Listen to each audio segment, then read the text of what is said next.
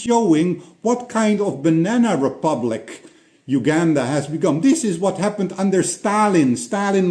The prisoners were also confessing to fake crimes, and it is now so very obvious that there is no rule of law in Uganda. This really makes my work easier, going to The Hague, going to the International Criminal Court. When you have about 3 minutes to give us the submission. Yeah, I can say that I will proudly continue to use Olivia's photo as my avatar on Twitter. The sacrifice that she has made for the liberation of Uganda is enormous. 4 of her years in the most productive years of her life. And it should also not be forgotten how important she has been for all those other prisoners. I heard stories of the prisoners from March to Parliament coming there to Luzira and being welcomed by her, that she was taking care of them. So she is remaining a hero of the struggle. And what I want to give a little bit of a legal background here. What Museveni and his regime are trying to do, coercing these people into committing these alleged crimes, is not going to help them. It's only going to make their case worse. It's only showing what kind of banana republic Uganda has become. This is what happened under Stalin. The prisoners were also confessing to fake crimes, and it is now so very obvious that there is no rule of law in Uganda. This really makes my work easier, going to The Hague, going to the International Criminal Court.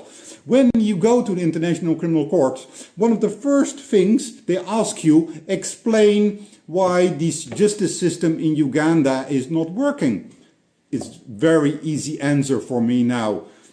All these prisoners are coerced into these fake confessions. I thank Museveni for doing this. I thank Balaam, this crook, for doing this. This is making my work much easier. And I want to thank all those 54 even more prisoners that have been there for a long time. Finally, I want to point out again that I'm documenting the crimes that this regime is committing. Some of you may have already seen that by now we have collected over 3,000 names. It's not just 18 people that have been abducted and never reappeared. There are way more. There are almost 300 people that have been killed and documented here.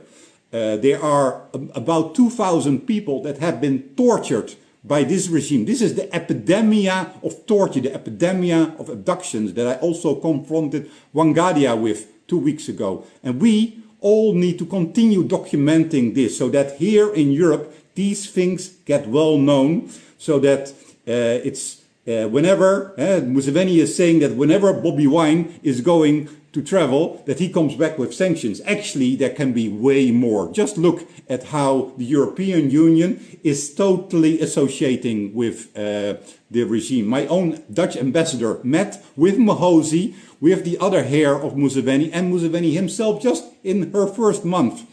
I can change that if we all continue to document the crimes that are committed by this regime. Thank you very much.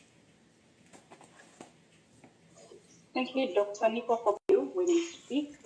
You've been there since day one. You've fought. We've all done what we can do, but at the end of the day, the fight is still on. It's not like we've lost or something. We still have a chance. The dictatorship has to go down. Definitely, it can only be delayed. That is for sure. But yeah.